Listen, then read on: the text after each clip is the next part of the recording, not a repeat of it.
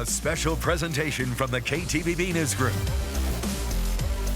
Bronco Roundup Game Day starts now.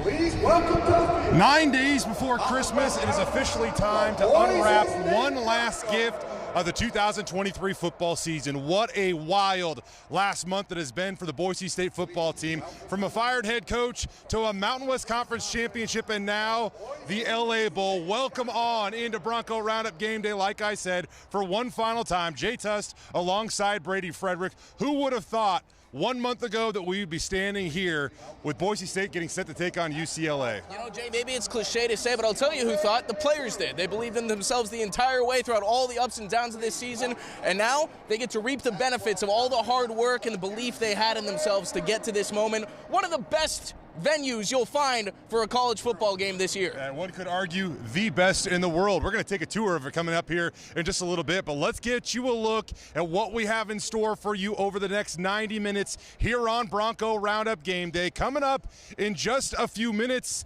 we are going to get a chance to, look at a number of things, but namely, we're going to talk with Boise State Athletic Director Jeremiah Dickey in about 20 minutes. We're also going to visit with C.J. Tiller's father. C.J. Tiller is a true freshman that will start his very first college football game today in an NFL venue. The stage could not be bigger for the kid, but we are excited to see what he has in store today as he makes his first collegiate start. And then later on in the program, another cut up with Kay Calla. Again, this show is jammed-packed for you coming up today. We always have a chance. There's always an opportunity. And as at Broncos, we face that adversity and we fight. And that's exactly what we did under his leadership, and we won the championship. And our next leader of our Bronco football team, this institution, and our community, I would like to welcome your head coach, Spencer Danielson.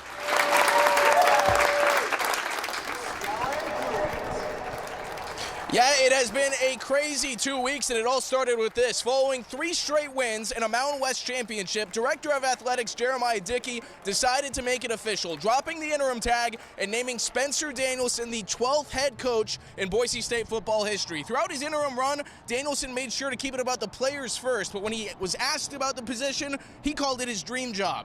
Serving as a graduate assistant, position coach, and defensive coordinator, now Coach D holds the top job in the program. So weeks ago, when we found out about this exact matchup, UCLA head coach Chip Kelly began campaigning for Danielson to get the full-time job, and as it turned out, he was right. The coaching community is pretty small, and if you don't actually know the person, you're connected to a lot of people that do know the person, so I was really excited. I don't want to take credit. You know, you guys asked me about the interim tag. I said he should be hired, and he got hired a half hour later. I don't know if that's a coincidence. Give you full credit, Coach Kelly. I don't know if that's a coincidence. But full credit means like an agent has a fee. So we can discuss that a little bit later No on. question. But No question. I think he's a heck of a football coach. And you just watch the tape of what they look like since he took over, and it's impressive to watch. So I think he's a rising star in this profession. I know, first off, Jay, I now officially have 2 suits when I used to have one that I bought because my brother got married this past summer. Probably a couple more pictures than normal. Kind of stay out of the limelight guy, but obviously having the interim tag removed, and then like coach has been involved, a lot of recruiting, a lot of different things going on, so haven't really had a moment to sit back much and figure out some of the different parts of it. Our coaches, our staff, our players done a great job, because you go from winning the Mountain West championship, being named the official head coach the next day, and then we're really into recruiting and kind of going through a lot of stuff. So it's been awesome, and the support at Boise State has been phenomenal. Bronco Nation's been phenomenal, but there's just been a lot of things going on quickly, working with our staff, keeping our players, finding the right ones to bring in, and then preparing for a great opponent. So a lot of different things. I know it'll probably sink in a little bit more as we move through signing day into Christmas break and then into the new year. And a lot in my mind, you know, I'm a intense, energetic, go-get-it guy. So my mind's going through, kind of like Coach Kelly driving in at 4:30, going through some stuff. My mind goes a lot of different things that I'm excited to do and change and impact. But right now we're focused on playing UCLA. Well, let's get you a look at the tail of the tape for today's matchup. Boise State rolls into this game with one more victory on the season than UCLA currently has. Boise State is also averaging almost a touchdown more on offense per game than the Bruins. Boise State has climbed almost into the top 30 in scoring offense. The Broncos also do a better job at putting up yards on offense, 444.2 per game for the blue and orange. Meanwhile, over on the other sideline, UCLA much better at preventing yards and points for that matter. As you can see, the Bruins rank in the top 15 in the country in both scoring defense and total defense allowed. Now today's matchup means a bit of a homecoming for about 36 Boise State football players. There is no state more well represented on the Boise State roster than the state of California. The lineup includes Boise State fifth-year senior running back George Halani, who, well, will likely play in his final collegiate game today for at least what we know. But Halani will have close to 36 family members in attendance as he ends his career back where it started. I mean, it's going to be amazing just being able to have a lot of family members out there. I mean, you know, that's my why. That's why I do everything I do. But it's going to be really exciting just to get a chance to go and play, you know, in the front of the family because my parents only came to about 3 games this year. So it's really exciting. Every opportunity that I get to play in front of my parents, I just, you know, want to make them proud and make this team proud as well.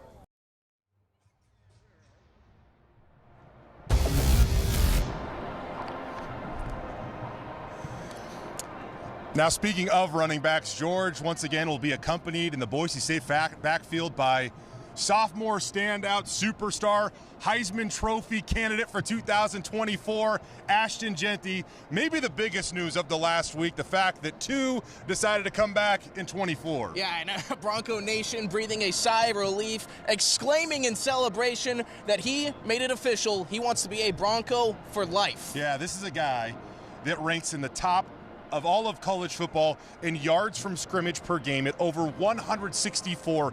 He led all of college football in that category by over 15 yards per game. Thorough dominance by Ashton Jeanty. Yeah, earlier this week we got a chance to catch up with him for the first time after he made his announcement, find out why Boise State means so much to him.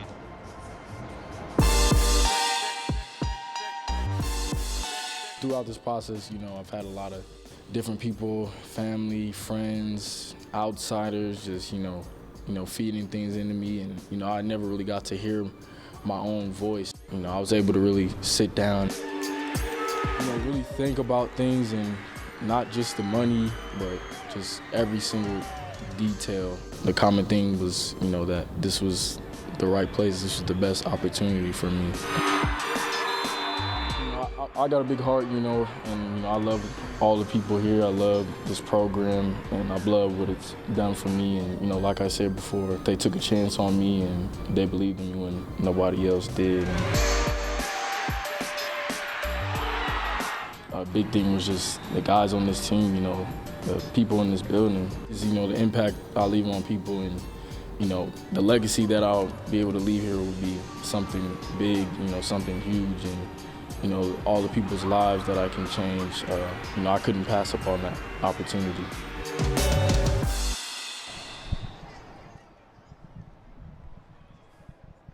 What a cool kid, I'm not gonna lie. It's gonna be awesome to have the football player back, but also the human back in Ashton Jeanty representing the blue and orange next year. And you know, for a long time now, we've been pushing for it, Brady. A Heisman Trophy campaign, not even really just for Ashton Jeanty, but for a Boise State football player. Goes back to Kellen Moore, never really had one. Ashton Jeanty is going to get one in 2024, and it's going to begin in 2023. Check this out. Yeah, this is pretty sweet right here, and I'll tell you what, we already saw some guys wearing this in the hotel lobby. Heisman with a 2, of course, in place of the S. Something that's well-deserved. We talked about one of the reasons they're going to be able to keep Ashton Jeanty is because Bronco Nation is going to do their part to get some NIL opportunities so he can make some money that he could be making somewhere else. You're going to see a number of fans wearing these. They gave out about 350 of them to people that showed up to support Boise State today. You can actually buy these online right now. Go to fanatics.com. these are for sale, and it's a big-time move for Boise State. Like I said, you go back to the Kellen Moore era, and even he didn't have a Heisman Trophy campaign, but they are getting behind Ashton Jeanty to support a guy that ranked near the top of the country in missed tackles forced, yards after contact. The kid's been incredible. Can't wait to see what he can do today. By the way, the over-under of rushing yards for Ashton Jeanty today, 81.5. In the Mountain West Conference Championship game, it was 79.5. He almost doubled it up, Brady. Yeah, absolutely. You got to hammer the over, guys. What's the over-under on hurdles? Because I know he's trying to let it fly today, too. I don't know, but take the over anytime that you're talking about Ashton Jeanty. Hey, we have more coming up live from inside SoFi Stadium as we get you set for kickoff in the LA Bowl between Boise State and UCLA. Before we send you to break, we want to take you on a trip around the most expensive sports venue in the world. We're back on Bronco Roundup Game Day after this.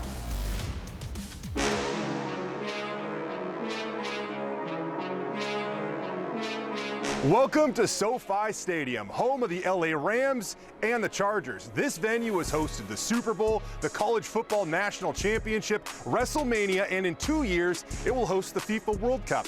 For football games, capacity sits at 70,000, but for other events, they can fit as many as 100,000 fans in this venue. Construction on this venue started in 2016, but in their pursuit of perfection, it took a lot of patience. The venue was supposed to open up in 2019, but record rainfall that year delayed it to 2020. They also only slightly miscalculated the cost. The original estimate was $2.66 billion. The final price tag, $5.5 billion, making it the most expensive sports stadium in the world. The concourse here at SoFi Stadium offers more than just, well, comfort and convenience. If you take your attention away from football and look in the other direction, you have a panoramic view of the stunning Los Angeles skyline. And speaking of views, the roof on this place is unlike any other in the world. Its translucent properties allow natural sunlight to illuminate the field, all while providing shelter for the fans. One of the coolest things about SoFi Stadium is the video board. It stretches sideline to sideline and from one 20-yard line to the other. It is 70,000 square feet of entertainment. The people that run this place don't call it a stadium, they call it a destination. In some cases, you can get so close to the action, it almost feels like you're part of the action. There's gourmet food, luxury suites. It is unparalleled comfort and service. Finally, if you're not impressed yet, this is the new NFL home of former Boise State standout Scott Matlock, who let us use his locker to unlock this SoFi Stadium tour.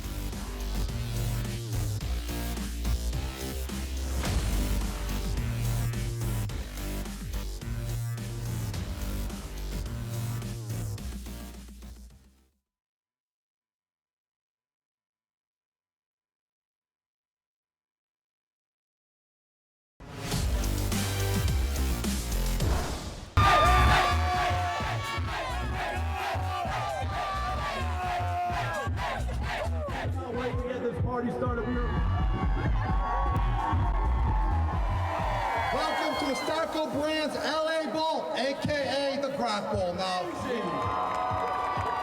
UCLA, how you guys doing over there? Boise State, how are you guys doing over there?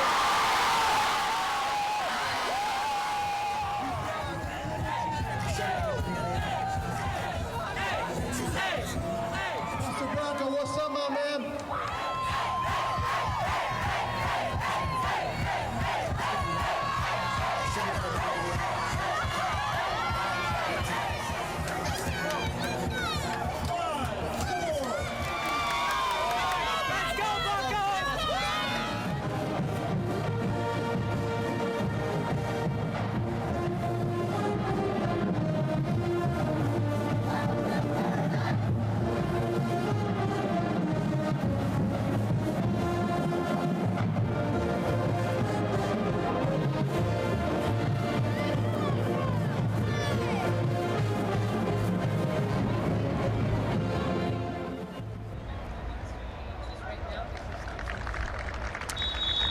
Photojournalist John Mark Crum showing you some of the fun down here behind the scenes at the LA Bowl. Welcome back live inside SoFi Stadium. Jay Tust alongside Brady Frederick here on Bronco Roundup Game Day. Overall, a fun weekend for Bronco Nation. And I gotta say, we saw a lot of blue and orange last night out at the pep rally.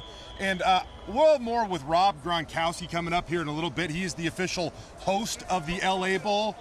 I gotta say though, he does not know how to judge a dance competition because Buster Bronco brought the house down last night. For some reason, Mr. and Mrs. Bruin, whatever their names are, he said they won. Wasn't even close. Well, they can have the dance competition because I believe Rob Gronkowski did make his prediction that Boise State would be the victorious in the actual bowl game itself. Yeah.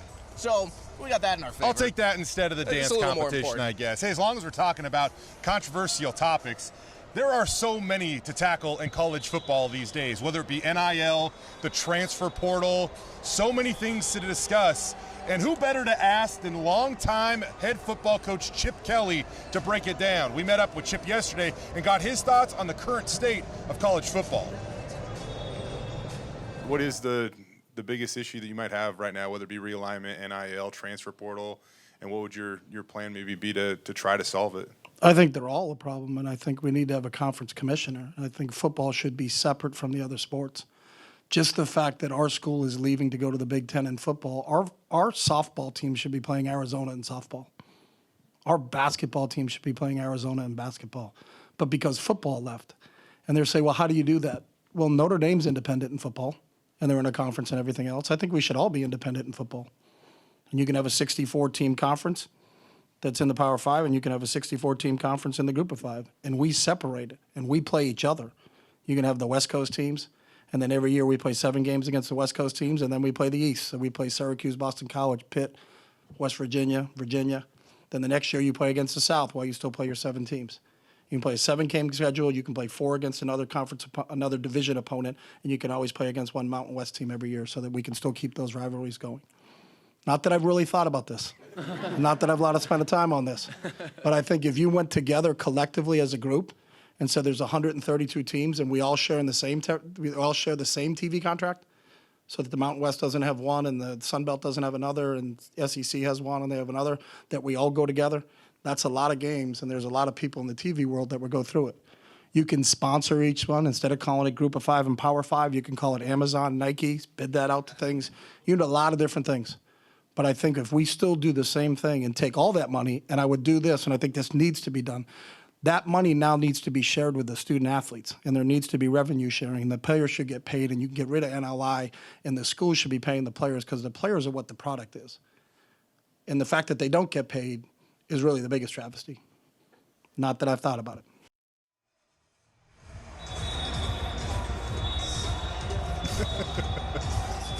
I don't know if I expected Chip to go off on a rant like that. I expected a good answer out of him, but that was something else. There are so many layers to it. I love how much he's thought through all of this, but whether it be NIL, the transfer portal, these are 2 things that have definitely impacted Boise State lately. And before I move on real quick, I do want to say something about about NIL. I don't necessarily think it's because Chip is against players getting paid. You heard right there that he believes there should be revenue sharing from the universities and the players should get paid. But some of the things that are going on in the NIL world, whether it be through that or the collectives, they're kind of being done without regulation and rules. And I think that's a tough thing for college football right now, unless you are Alabama, Ohio State, Michigan, the perennial powers of college football. Well, one of the things, even back to Mountain West Media Days, when people were calling for more regulations, one of the things you take a look at is the fact that, like the NFL, they have rules that prohibit tampering. Yeah. College football has rules that are supposed to stop it from happening, but we've looked around and people are talking behind the scenes, poaching players, and it seems to be happening no matter what program you are, UCLA or Boise State. And I'll say this, it is real. We talk about the transfer portal. Eric McAllister, a Boise State wide receiver, entered the transfer portal about a month ago, and his reason for doing so had more to do with the situation at Boise State, and he wanted to get away from a certain head coach. But now that head coach is at TCU, and, well, so is Eric McAllister. He recently committed. The point I want to make here, though, is as recently as a month ago when he entered or said he was leaving Boise State, we knew that there was a good chance he'd be winding up at TCU. And a month later, he commits to TCU. It's nothing against the kid. It's the way that the system is playing out. It shouldn't go that way. Either way, moving on now. Taylen Green is another guy that decided that he wanted to take his talents elsewhere. And after entering the transfer portal right after the Mountain West Conference Championship game, it was about a week later we found out where he was actually going. Yeah, and not only was he in the Mountain West Championship game, he was the offensive MVP. Yes. One of the best performances we saw him play in a Bronco uniform is going to be the last performance we saw him play in a Bronco uniform. A week later, he officially committed to play for the Arkansas Razorbacks after spending the weekend in Fayetteville. Now, he gave an exclusive statement to KTVB. Green says he appreciates the lessons that he learned at Boise State and that he will never forget the unwavering support he received and that he will always be cheering for Bronco Nation. The day after he sent us that statement, we caught up with head coach Spencer Danielson, who says he admires the man Taylen is both on and off the field. As for former teammates, they say they're always going to support their friend no matter who he suits up for.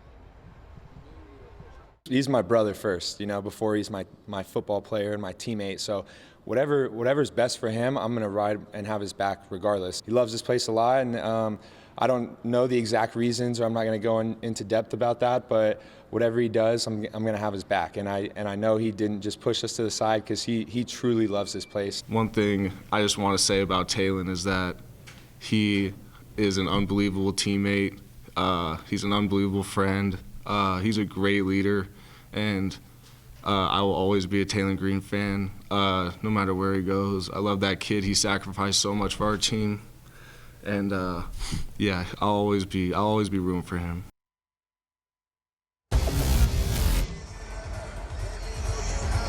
Man, some heartfelt answers from the two captains at Boise State, DJ Schramm and Riley Smith. There's been a lot of guys that have supported Taylen throughout this process, but to hear it from those guys, it just seems to have a different meaning, Brady. Yeah, absolutely. And, I think something worth maybe not reading into too much, but we talked about some bad things happening behind the scenes. Doesn't feel like that's at all the case for Taylen. It seems like he wanted to have a different opportunity. He had a lot of adversity this season, and I think the sentiment throughout the team is that, he deserves the opportunity to go try something else right now. I don't know if I'm supposed to say this or not, but I can tell you that Taylen it wasn't about NIL.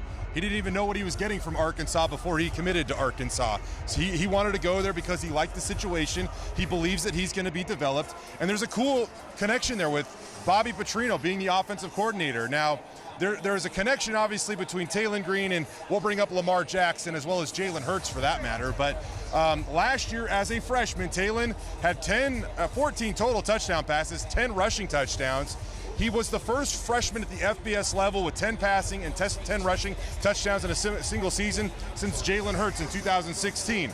Lamar Jackson did it in 2015. And Lamar Jackson's coach, Bobby Petrino, who is now the offensive coordinator at Arkansas. So an interesting connection there that you believe Taylen is going to thrive. Now, Boise State has to turn to their third starting quarterback of the season. That's right, because as we remember, Maddox Madsen went down with an injury this year. You might remember, though, C.J. Tiller and Maddox Madsen had a hard-fought battle in the preseason for that backup spot. Maddox just barely edged out C.J. according to the coaching staff at the time, but has continued to make strides week by week.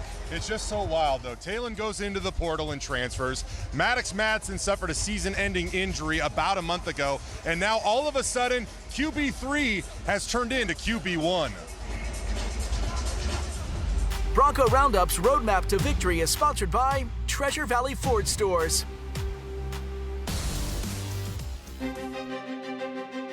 CJ Tiller will be our starter on Saturday, and he's earned it. He's had a great job the past couple weeks in practice, and he's not going to be perfect, but he doesn't need to be. CJ's awesome. His throwing talent is elite. A really good ball player, all-around athlete. He was younger, but he's learning and picking up the offense and being able to operate it at a high level. He's getting there for sure. You know, he's a freshman. He's still learning a lot of the quarterback IQ play, but he's definitely got, you know, the arm strength, the talent to do that.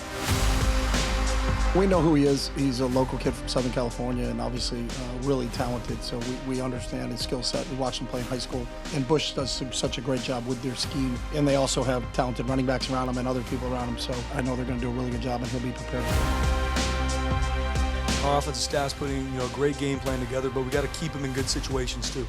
And we know the defense we're going to be playing, they're going to be well coached, they're very talented, but we got to put CJ in the right spots. He's done a great job. We talk all the time about earning the confidence to play well, and he's earning that every day, every practice, every snap, and so he's had a good week.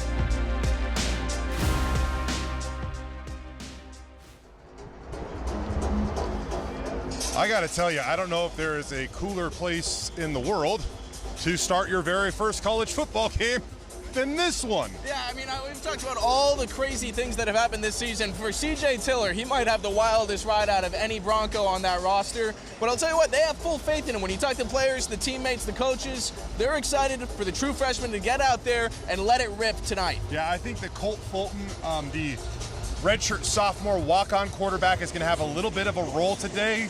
We'll wait and see how expansive that is. But this is an opportunity for Boise State to find out what they have in their highly touted true freshman quarterback. And I'll mention this too, because a few people asked me this on Twitter this week. CJ Tiller will not lose a year of eligibility for playing today. The new rules, which went into place about 2 years ago, allow a freshman, or anyone for that matter, to play in 4 games in a season and still preserve their red shirt. In this case, he can also play in a bowl game, and it doesn't count as well. We have more live coming up from SoFi Stadium here on Bronco Roundup Game Day. The players are about to take the field behind us.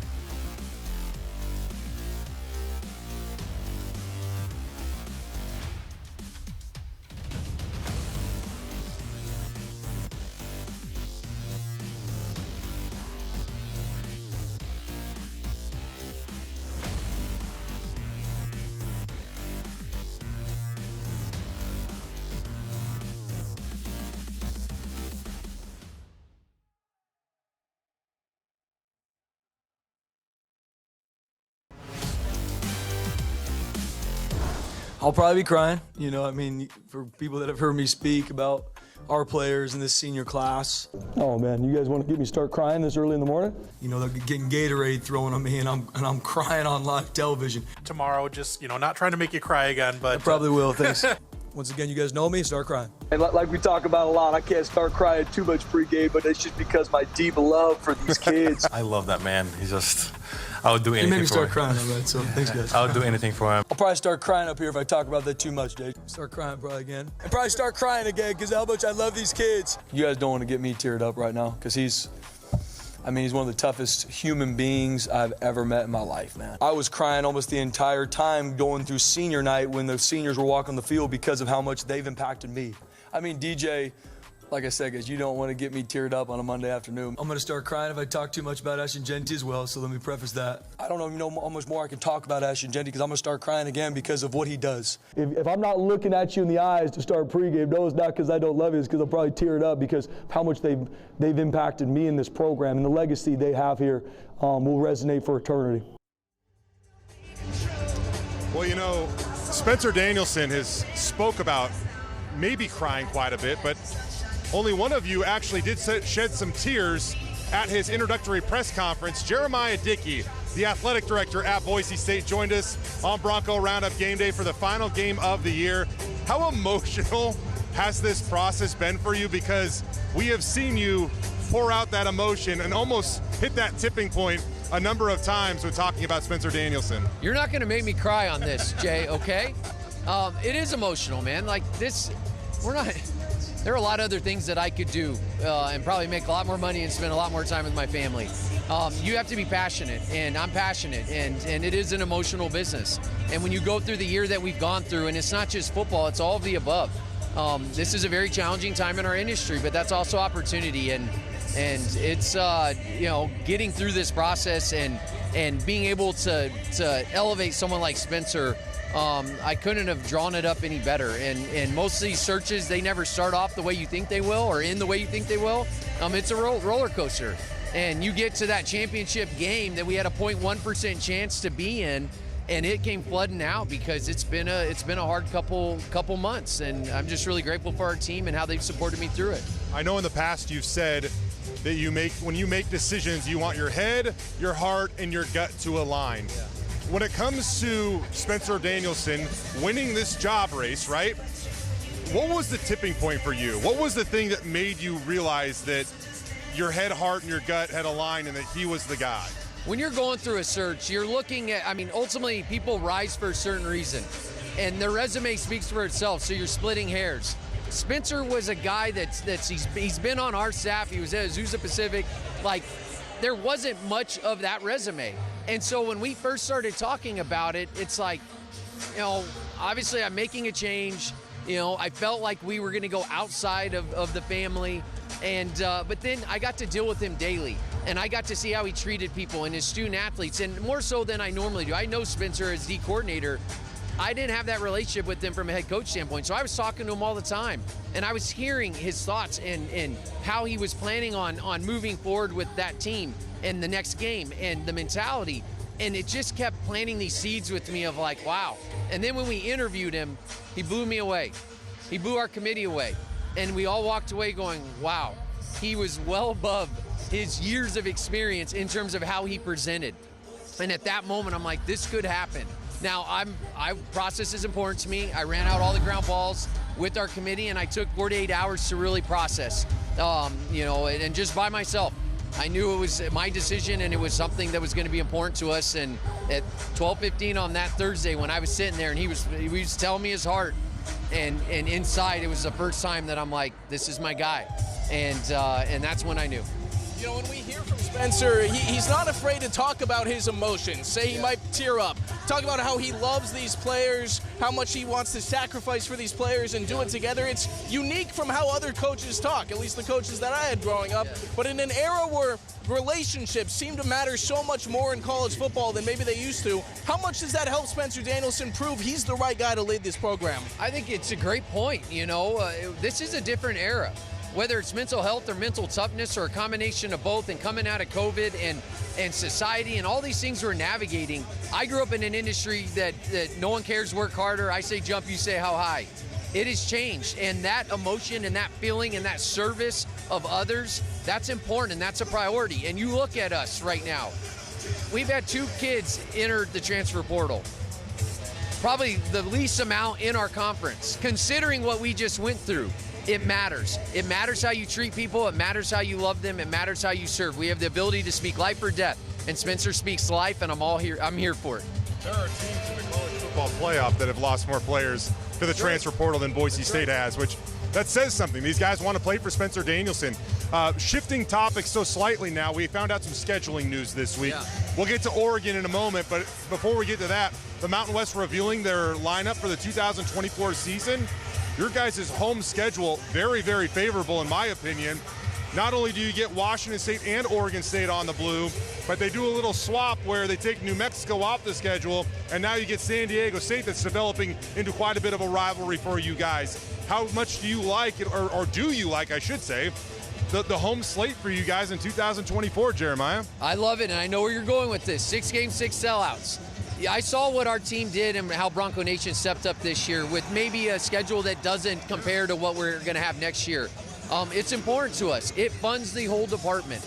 And so having that type of home schedule and the ability to play in Oregon State and Washington State, and obviously we'll get to Oregon, it's important to us. And I think it really sets up for what our ultimate goals are. CFP is expanding, and we're well positioned to have an impact next year. If you guys can set a record for attendance this year, right, I think you'll be well on your way to doing it next year with that home schedule. Bringing up Oregon now, I tried to explain this to everybody the other day during the News at 10, Jeremiah. Now you take Oregon off the schedule, not you. They take themselves kind of off the schedule in 2025. It's a little complicated with them moving to the Big Ten and the way the Big Ten does their scheduling.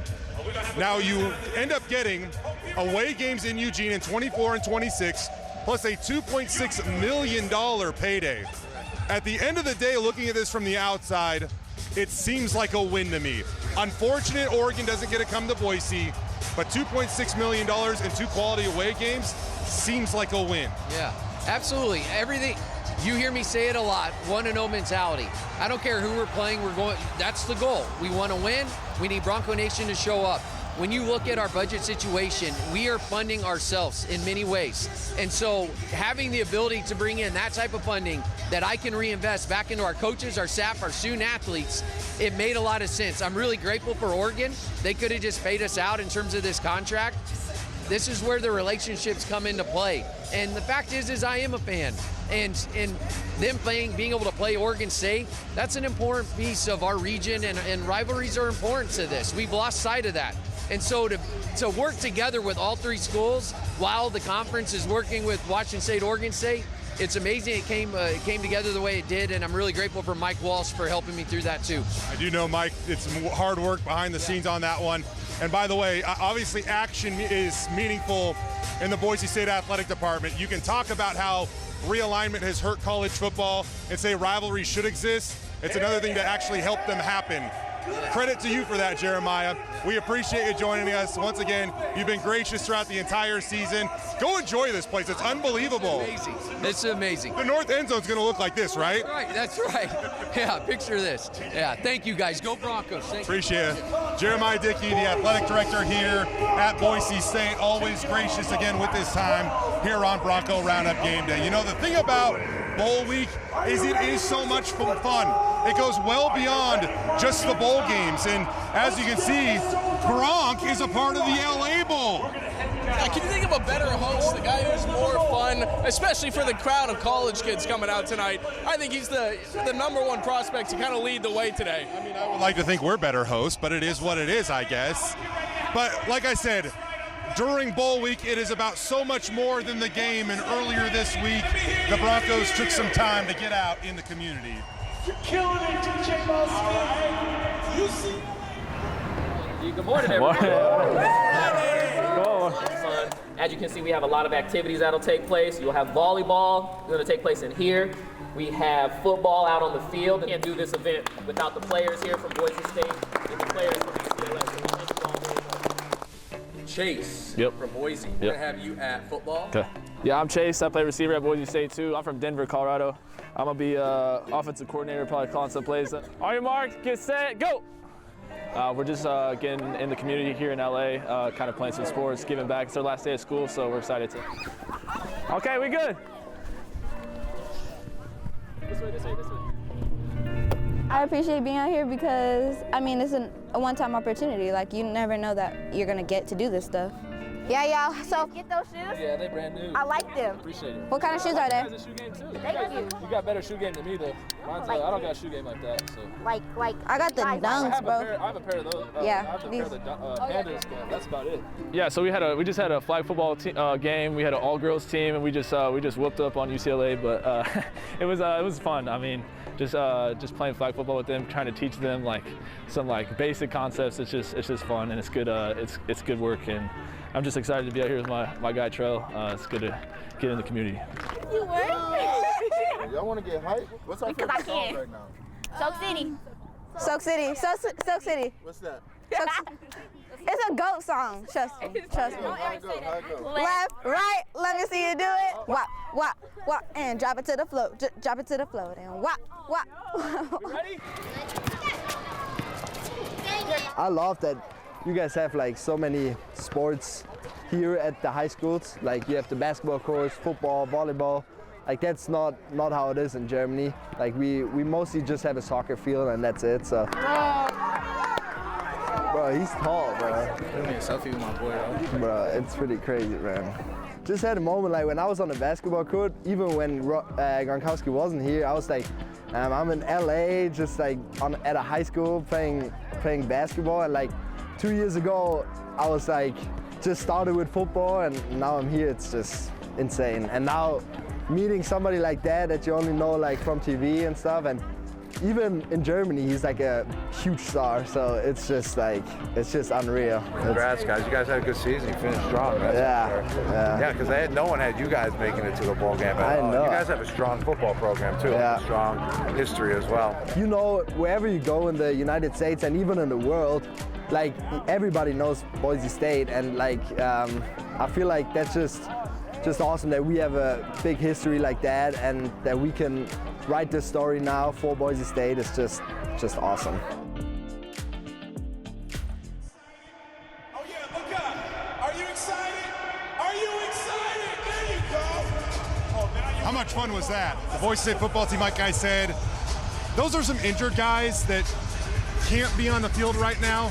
So where do they go? They turn to the community. Latrell Caples, Chase Penry, Max Steege, and a handful of other Broncos. Yeah, and it's something that matters so much to this program is the ability to give back. And it's great that even in a busy bowl week with some high stakes, a championship belt on the line, they're still making time to get back to the youth. Now, we showed you Rob Gronkowski not long ago. He had a surprise visit at the middle school yesterday.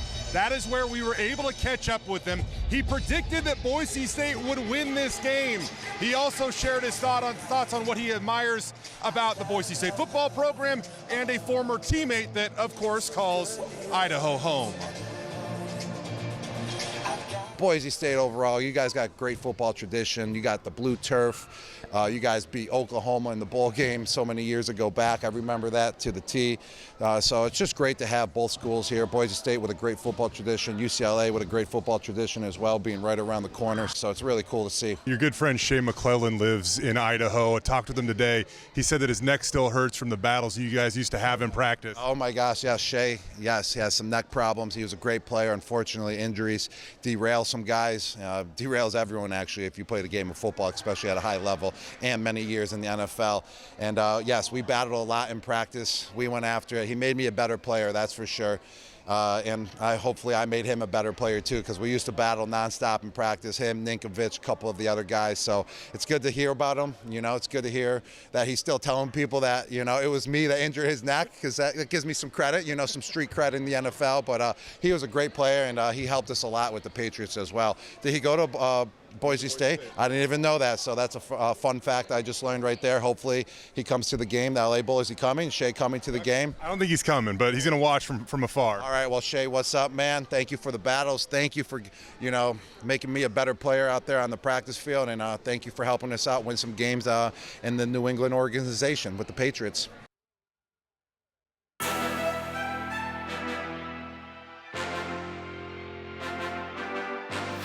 I was fired up because usually we get the ball and we're hit right away. We don't have a lot of wiggle room to try to make plays like that, but we've been repping it all week, and he said it was the second one going, so I was fired up. I was ready to go, and I know they were coming in hot, the D-line, so I was like, this is going to be perfect. Green throws a screen right side. Riley Smith caught at the 25, jukes a man to the 30, to the 40, to the 50, into UNLV territory. Called a gain of 32 on the screen pass to Riley Smith, his longest reception of the season. I saw one guy, I had to put a little shimmy on him, still got the tricks, but yeah, the O-line blocked perfect downfield. If you watch Cade Beresford on the corner, it's probably the best part of that play. Just threw him out the club, and it was just fun to try to get going. But yeah, the neck roll had some wind resistance, so it slowed me down a little bit, or I would have scored. That's what it was? That's what it was. Green gets the snap, 4 rush, Green down the middle, hits Riley Smith, makes the catch at the 30, bites his way inside the 30 to about the 28-yard line, gain of 24. Like I've been telling you guys, I'm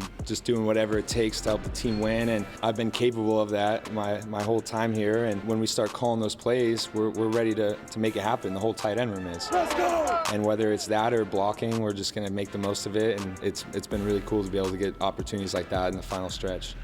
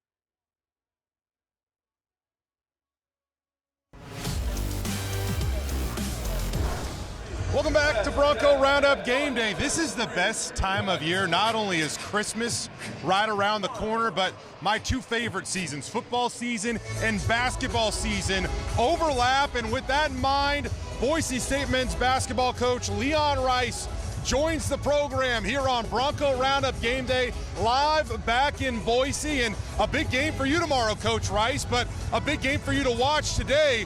Give us your thoughts on all the adversity this Boise State football team has battled in order to get to this point. Yeah, it's been amazing the stuff they've gone through and how they've stepped up in the biggest moments and stepped up in a dominating fashion. And give them this opportunity for this great. Looks like it's a lot of fun out there, fellas.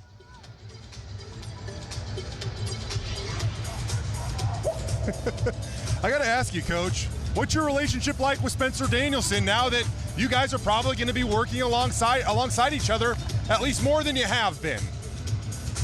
Well, it's, the neat thing for me is we've hired so many quality guys over the years, and I've been so fortunate to be around so many great football coaches, great minds, and always had that opportunity to pick their brains, going back to Coach Pete. And so, I've learned so much from the football program here at Boise, and, Spencer's got his own spin on things, and he's done a tremendous job, and I can't wait to get some time with him.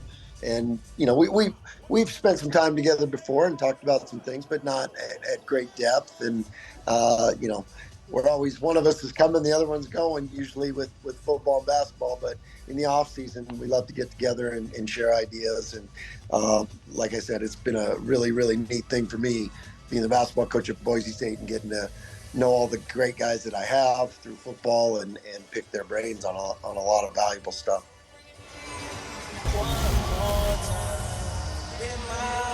So, Coach, tomorrow, big game for you after we wrap this one up. A chance for the program to break the home winning streak record. Plus, I know you got a great toy drive going on, a great event for the fans to give back to the community. How much are you looking forward to a packed house tomorrow at 2? That would be huge, because that home streak is because of our fans and because of the Bronco community. And, so we need everybody to hustle back, after the win tonight. Hustle back to Boise. We got a 2:00 tip, and we are having the toy drive, which we did last week, and then this is our final home game before Christmas. So we had some ton of people step up and bring us toys, and it's going to make a lot of kids happy this Christmas, and we're grateful for that. And it's such a neat thing for our team to get to go out and deliver them. We're going to do that on Monday.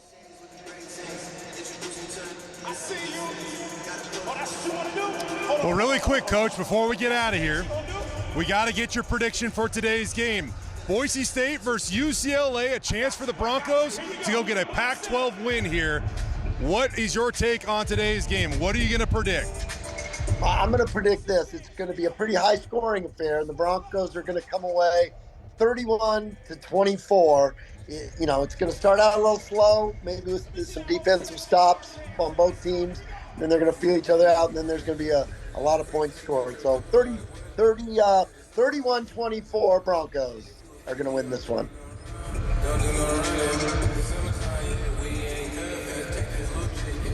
I like it, Coach. Leon Rice, we'll see you tomorrow in Boise for a big game over at Extra Mile Arena. We appreciate you joining us on Bronco Roundup Game Day, Coach. Go Broncos. The people that saw Dimitri and I know that we were freaking out for about an hour. We showed up about an hour and a half earlier than everybody else got in the building. We were just walking around looking for clues as to what was going to happen. I don't think I had an idea until about 5 minutes before the meeting. But once I saw the cameras there, I started to get an idea that this thing's probably heading in a pretty good direction for us. And then once he said it, you guys saw the video. We lost our minds. I don't know what his goal there was, but he got me for a minute. He had a little change of pace in the middle, but man, I love JD. It's not easy to make a decision like that with a first-time head coach, and especially at a place like this that has such high standards. It may seem like the easy decision to everyone else, but in reality it's not, because hypothetically if something were to go wrong, he's the one that has to answer all those questions because he's the one that made the hire. But he stood true to his principles. We had an opportunity to talk to him earlier in the process, and everything he told us was true, and he was bonded by his word, and I got a tremendous amount of respect for that guy. I'm still processing. I look at Coach D, and it's like I said, Coach D is the same guy as he was 5 years ago, and now I'm looking at him, I'm like, you're the head coach. It's been a really cool past couple days.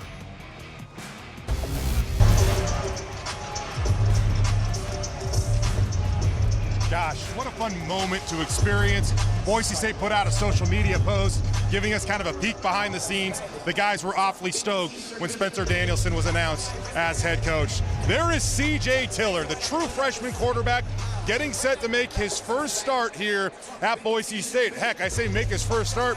The kid hasn't even thrown a pass in a football game, Brady. Yeah, it's a great opportunity for him to show us what he can do. I'll tell you what, with the support he's had of his teammates, he looks like the kind of guy who's going to go play loose, have fun, and just let it rip today. I know his parents, his family in attendance. We are going to try to locate them, see if we can get them on Bronco Roundup game day. These NFL facilities a little more difficult to navigate, but either way, you can see number 0, CJ Tiller, getting set to make his first career start on the big stage. He'll be the first true freshman to start under center for the Broncos since Brett Rippon in 2015. Getting back to Boise State's ability to retain players. As Jeremiah Dickey told us a little earlier, only 2 guys off this roster have entered the transfer portal since Spencer Danielson took over this program, and it seems like the recruits coming in are all on board, Brady. I mean, we knew for a fact that the current players really wanted Danielson to get the job, but that is the thing. What about the recruits, the commits to this team? They didn't commit to have Spencer Danielson as their head coach. I caught up with them, a couple of them this week, though. So far, only 1 player has decommitted from Boise State. That, of course, is Gatlin Bair. When I talked to the other commits, they said Danielson made such a good impression on them as the defensive coordinator when they took their official visits that they know even though it was a new man running the program, they still wanted to be a Bronco. That's who I wanted to be the head coach when Coach Avalos got fired. And I could just see his energy and see his intensity with the team and the success he had with that big win over Utah State. Man, I saw that and I was just like, this is the place for me. This is where I want to be. I was there when Coach Avalos got fired at my official visit. We talked like 15 minutes before. It was kind of news to us. I was a little worried about the whole hiring process. I kept an eye on who it was and stuff. And then as soon as I heard it's Coach Danielson, I was really excited. He's a stand-up guy. He talked to me and my dad for like 30 minutes at breakfast, just about life, and it meant a lot. He just tells you how it is. He tells you straightforward. He doesn't sugarcoat anything. He tells you what kind of coach he is, what kind of man he is. He's a man of God. And, he's just honest. He's a good coach. He's a smart coach. You know what I'm saying? It's just, he gives you straight up vibes, and that's what I like. I don't like a coach being nice to me when they're recruiting me and then get on campus and they're different. You know what I'm saying? Coach Danielson is just true.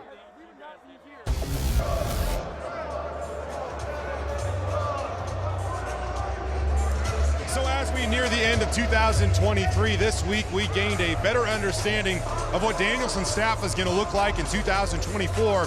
Offensive coordinator Bush Hamden will be back. The Boise State alumnus signed a 2-year deal worth $940,000, making him the highest paid assistant coach in school history. The Broncos averaged almost 33 points per game this season, the most they've averaged in a season since 2020. They also ranked 16th in the FBS, averaging 6.6 yards per play. Now, in addition to being the QB coach, Hamden is also now the associate head coach. Over to defense. Danielson promoted defensive line coach Eric Chenander to defensive coordinator this week. Chenander has twice served as a defensive coordinator in his career, once at UCF and then later on at Nebraska. He gets a 2-year contract worth $880,000, making him the highest paid defensive assistant in program history. This week, Chenander explained why he wanted to set up shop in the city of trees for a little while longer.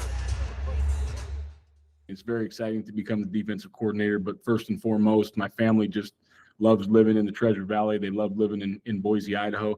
And then to be around the group of guys that I get to be around every single day in whatever capacity that was going to be, that's what we knew we wanted to do. It's very rare in football, NFL, college football, to find a group of young guys that work like these guys do, that are just overall good people.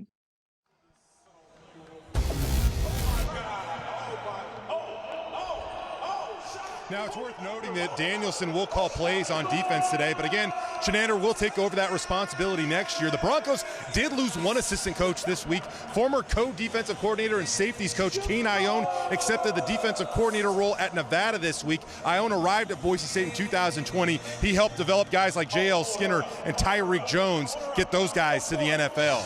Now, we also received some news this week about Andy Avalos' next destination. He is already going to get back in the game. This time he accepted a role to be the defensive coordinator at TCU. He released this exclusive statement to KTVB this week. Yeah, he said in part he was incredibly proud of how the team finished. Great job by the coaches for being resilient and bringing home the championship. He would go on to say that he and his family wish Boise State football all the best in the future. Hashtag bleed blue. Now, this is not only great to see a former Bronco playing and coaching legend land in a great spot, but all of his income at TCU will be deducted from what Boise State owes him for the remainder of his contract. Yeah, just to use round numbers here, Boise State has to pay him through 2026. Let's say they owe him $1 million next year. If TCU pays him $500,000, then the Broncos only owe him $500,000. So a good move for Boise State financially as well, but a nice landing spot for Andy Avalos, a really talented defensive coach. We are under 1/2 hour until kickoff here inside SoFi Stadium. The LA Bowl getting closer and closer to kicking off, and you can see Boise State's new leader, Spencer Danielson, working with the linebackers, getting them ready to go for tonight's game. We'll have more live inside SoFi Stadium here on Bronco Roundup Game Day. But first, we toss it over to Tom Scott for today's edition of the Scott Slant. Bronco Roundup Game Day Trivia is sponsored by Nampa Floors and Interiors. And good afternoon. Bronco Nation sure appreciated Ashton Genty's announcement last week. So we have an Ashton Genty appreciation page for the guy who has 3 first-team All-America awards. What a season. Almost 165 yards from scrimmage. That's per game, and that's rushing plus receiving, and that is tops in the country. His 19 total touchdowns are 5th in the nation, and in rushing, just under 115 yards per game, and he is 6th. But here are my 2 favorite stats, one official and one unofficial. Genty has 72 broken tackles this season, 4th nationally. That's kind of official. But Jay and I figure that he's had 5 successful hurdles. No idea where that ranks, but it's got to be up there. Now we go to Scott's Land Trivia, and another good Ashton Genty stat. He has 2 200-yard rushing games this season, both on the road at San Diego State and Colorado State. Name the only 4 Broncos who have had more than 2 200-yarders in their careers. One goes way back, and the other 3 are relatively recent. Stay here for the answer. It is coming up on Bronco Roundup Game Day.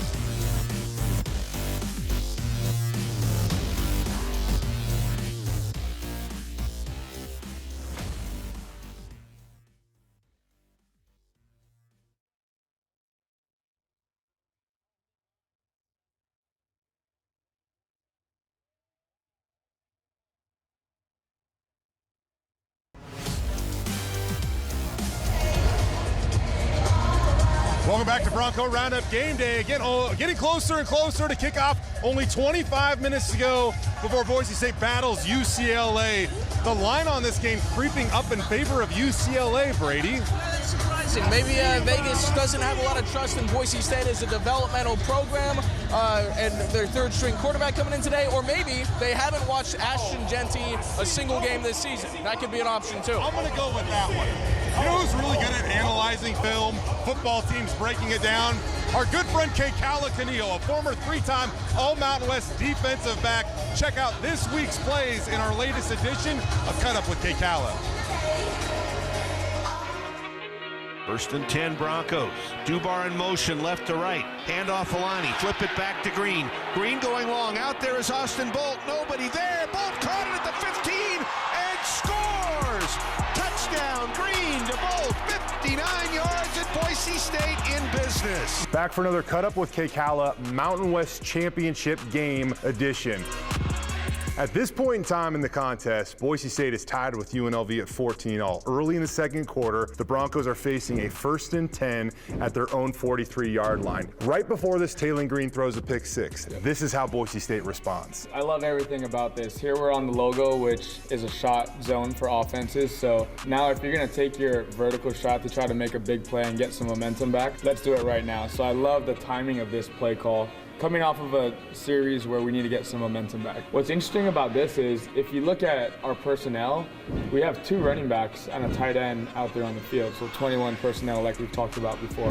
What makes it more interesting is that instead of having our 2 running backs in the backfield to start, we have one out here set up as a wide receiver. So now you're making the defense think they have 2 running backs, maybe a run call, but they come out in a passing formation.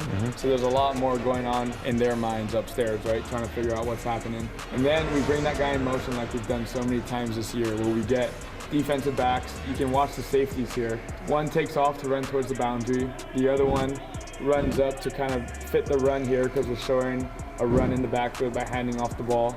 And the best part about it all is Austin Bolt selling. Little light, block, I got my hands on you, and I'm gone. Perfect execution in the backfield. George Holani flips it right back. Taylor Green, perfect strike to a wide open Austin Bolt. Get the momentum back right now. Strike, off to the races. Boise State never even looks back. Mayava back to pass all day. Mayava down the middle of the field, and it's a jumping interception by Andrew Simpson. He'll intercept it at the Bronco 31, and Boise State gets the ball back on their 3rd forced turnover. Flipping over to the defensive side of the ball, early 4th quarter, Andrew Simpson has been everywhere on defense lately. 13 tackles for loss over his final 6 games. Dampier gets the snap, another big blitz. Dampier will be sacked. Simpson is there. He's playing with a club due to his broken hand. Also showed that he can still catch a pass as well. So UNLV 1st and 10 at the Boise State 37. Boise State trying to end this thing right now. Yeah, this is the opportunity on defense to make a play right now, put this game away, don't even make it close. UNLV actually helps us quite a bit by how they align in this formation to start. They put 3 receivers there in the boundary, which is a formation in the boundary in the defense's eyes, FIB. And what you can see we're going to be in here on defense is just 3 down linemen, 3-man rush. So we're going to call that a max drop. You're playing the pass. You have underneath defenders all playing zone, and then some guys over the top. So this is true sit back. We're going to play zone. Everybody has their eyes on the quarterback while feeling the routes, and by them putting the formation in the boundary, what you can see is our linebackers in underneath coverage, that field is so much shorter in the boundary there, so their zone drops become a lot simpler, whereas if that was here in the field, there's a lot more yardage you've got to cover in those zone drops, and it works out perfectly where Andrew Simpson, as well as the other underneath linebackers, they're just looking at the quarterback the whole time. Eyes on the quarterback, follow his shoulders, we see where he's going with the ball, drop right into that underneath zone, makes the catch, one hand, club, doesn't matter, go do it, seal it, Mountain West shines. DJ Schramm, one of the best to ever do it at Boise State on defense. I asked him one time what Andrew Simpson's capable of. He says he's going to win a Mountain West Conference Defensive Player of the Year award. Before he's done, plays like this, show you why.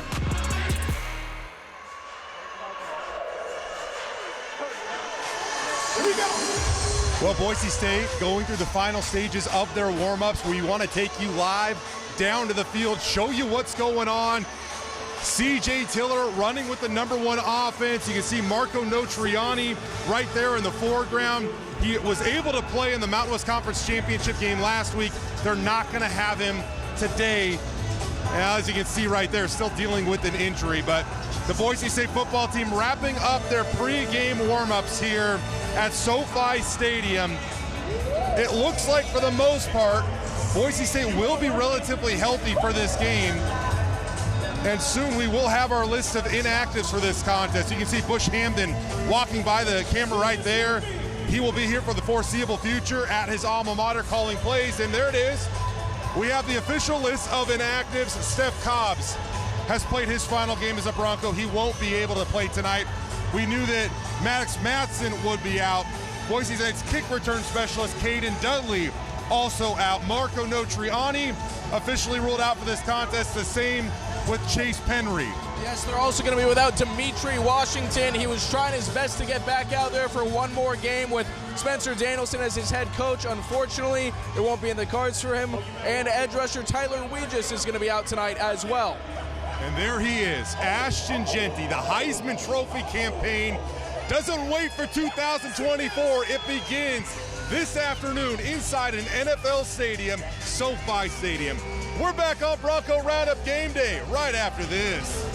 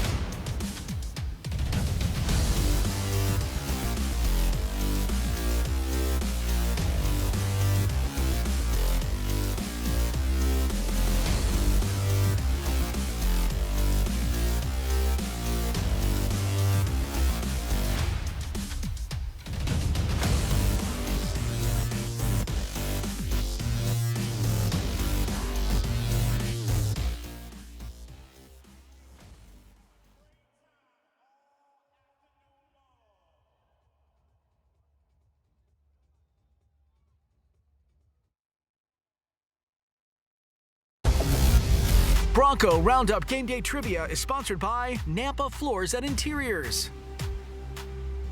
Welcome back to the final Bronco Roundup game day of the season and, of course, your Scottsland trivia answer. The 4 Broncos with more career 200-yard games than Ashton Jeanty. Cedric Mitter with 4 back in the day. He remains Boise State's all-time rushing leader. Then you have 3 very familiar names from the teens with 3 apiece. Jay Ajayi, Jeremy McNichols, and Alexander Madison. And don't be surprised if Jeanty joins this list. Not saying it'll be today, but you never know.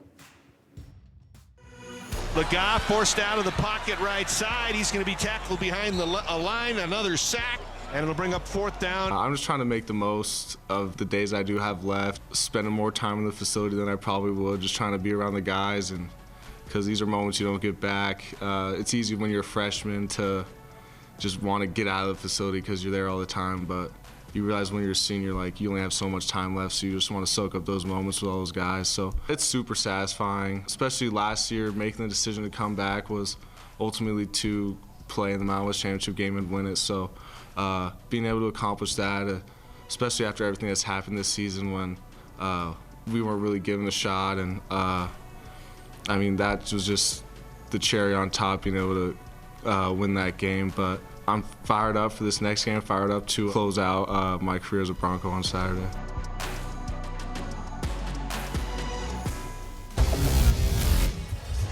Let's take a look at the last defensive depth chart we'll show you this season. There's only a couple updates. Both of them will impact the edge positions. Max Steech has been ruled out with an injury, so Cortez Hogans will back up on Ahmed Hassanin. On the opposite side of the line, despite his best efforts to get back in the game, sixth-year senior Dimitri Washington will miss today, meaning Jaden Virgin will start once again. Finally, in the defensive backfield, true freshman safety Ty Benefield will attempt to wrap up what has been a stellar debut season in a Bronco uniform. After the Mountain West Conference Championship game, we caught up with him for his first interview. Not many people get the opportunity and the chance to be able to play so early, and I took that in and I was like, this is truly a blessing. And it was a long grind getting the coach's trust, but when I got their trust and I started seeing that I was getting in more, it's just great. What can you tell me about your process and the way that you prepare? Because every time that we brought your name up to a coach, that is something that they would talk about as why you were playing. Honestly, it's film study. I'm in the film room all throughout the week, looking at who my matchups are going to be. I pay attention really closely, look at tendencies. I make sure that I'm dialed in with the whole playbook and our game plan. And that's what, just for anyone wondering, that's what helps you play fast. Is when you get the playbook, when you get the game plan, and you know what these receivers are trying to do and what you think they're going to do, you play patient. You know, you line up and you just play, and you guard these dudes. And you'll see that when you understand this game plan, you're able to play fast. There's no thinking twice. I'm going to guess that you are starting to understand the history, the tradition of Boise State football. You see, when one great player leaves and goes off to the NFL, and a new guy comes in and he has similar characteristics to the old guy that went off to the NFL, there are comparisons that will naturally happen. J.L. Skinner often tweets about number 20 on this defense. What is your guys' connection like, and does he actually reach out to you and tell you what it's like to be a safety here at Boise State? Yeah, I remember during fall camp he reached out to me, and he FaceTimed me. He texted me on Twitter first, and that was funny talking to him. I was like, oh, JL texted me, like, this is crazy. And then he called me, and I was like, he's like a really cool dude. He told me like who to look, who you want your role models to be, like Alex Tubner, Rodney, Shea Oladipo, all those dudes, the dudes that are playing. He said, you watch them and study them because they will help you. And that's what I did, and just really it was a blessed opportunity to have him there, tweeting about me, and then also just being able to talk to him too, learning from a dude who was a killer. He was a killer out there, so it was just a blessing to have that. Did that help you get more comfortable as a member of the Boise State football team, I guess? Did that help you learn and grow from an early age to know that a guy in the NFL cares about you? Yeah, it gives you a little bit of an ego boost for sure. It's like, okay, this guy's looking at me, but it lights a fire under you. It's like, okay, this dude's watching me. There's these people watching me. Now I got to start doing this. And the problem with that sometimes is that people get so worried about that they forget about preparation and all those things. But if you really just put your mind to it, and you really just block out all the outside noises we talk about, but accept the position you're in, then you're not going to get big-headed, you're not going to get low-leveled. It's just you're going to stay level-headed, and it's good.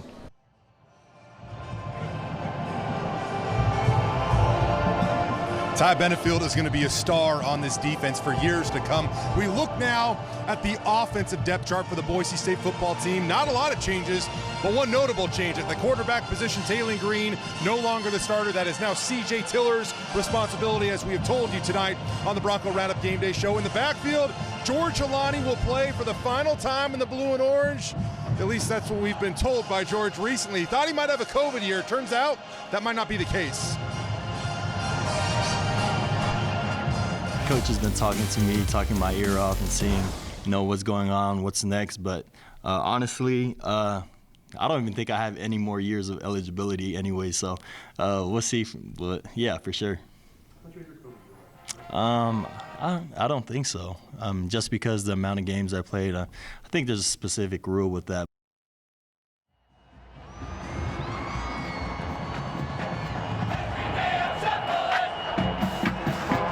Likely playing for his final time in an era where so much free eligibility is handed out. He's not going to benefit from it. He tried to take a medical red shirt during COVID, and apparently you can't double dip necessarily. You can't try to have a season that doesn't count in 2 ways. It's tough. I don't know. It's a tough rule, but George probably done here as a Bronco after today's game. You can see the festivities, the atmosphere really beginning to build here at SoFi Stadium, Brady. Yeah, absolutely. And I'll tell you what, Jay, George Holani, final game, they're going to send him off right. I bet he's going to get a ton of touches. Yes. The O-line's going to block as hard as they can, and they're going to try to make this one a special one near his hometown. I agree. Again, almost 40 family members and friends here to support George Holani. Coming up next on Bronco Roundup Game Day, we give you our keys to the game. That and more live from SoFi Stadium after the break.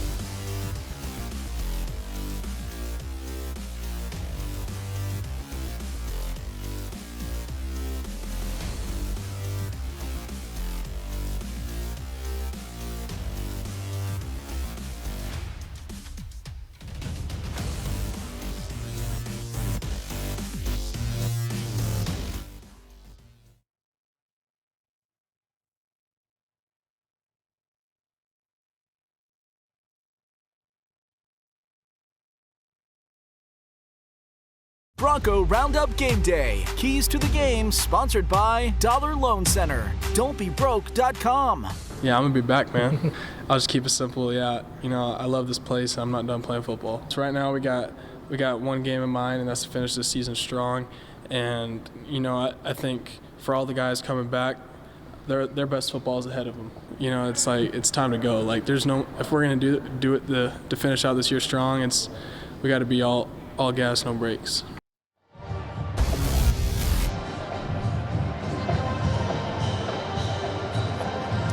Time now to get you our keys to the game. For me, I'm going to begin on that defensive line for the Boise State football team. Ahmed Hassanin, he is 0.5 sacks away from taking over the Mountain West Conference lead, 15.5 tackles for loss.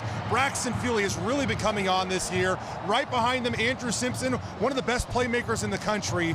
Boise State has to prove that 2024 has arrived. There's going to be so much hype going into next season because of these young guys. Prove that it's already here. Go out and dominate UCLA up front on defense. Yeah, absolutely. I'm going to flip my key to the game to the other side of the ball. We're going to go with run to win.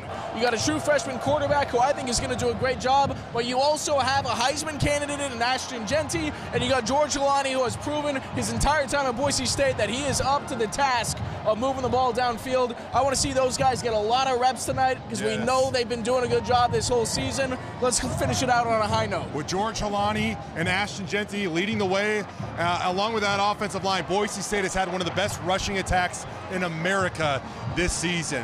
Hey, you know who's been living his best life down here in LA.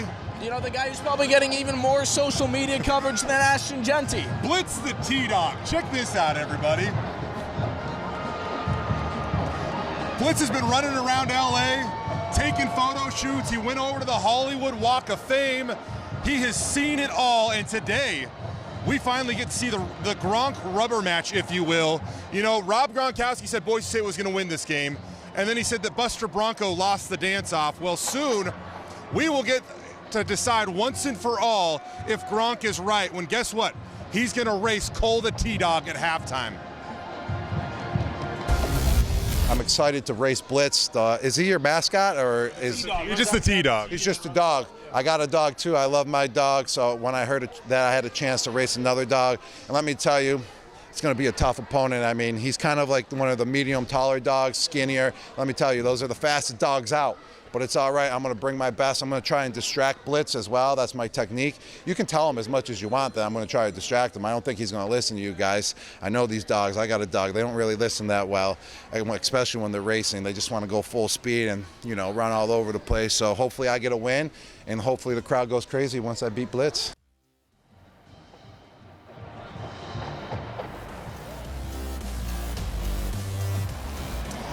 I like Blitz, man. I think Blitz is going to smoke Gronk. You know, Gronk's one of my favorite athletes from growing up, but not many people can beat a dog. I will say his tactic is good, that he's going to distract him. That's a smart way. I haven't seen someone do that at Albertson Stadium Hey, yet. real quick, a good luck message from J.L. Skinner. He told the team today, go out there, play like this is your last. Proud is an understatement. Leave no regrets from a former Boise State great. We'll have live post-game coverage, and by the way, it is Brady's birthday. He's been working hard.